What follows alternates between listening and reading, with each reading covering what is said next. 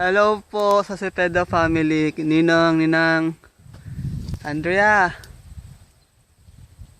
Jared. Sana makapunta kayo dito kapag pwede na itong i-harvest kasi ang dami nito.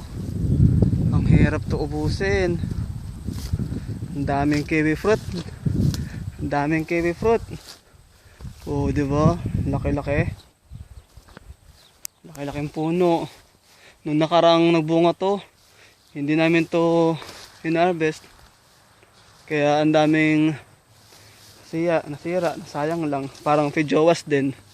Nung dumating kayo, saka namin na-appreciate yung fijowas.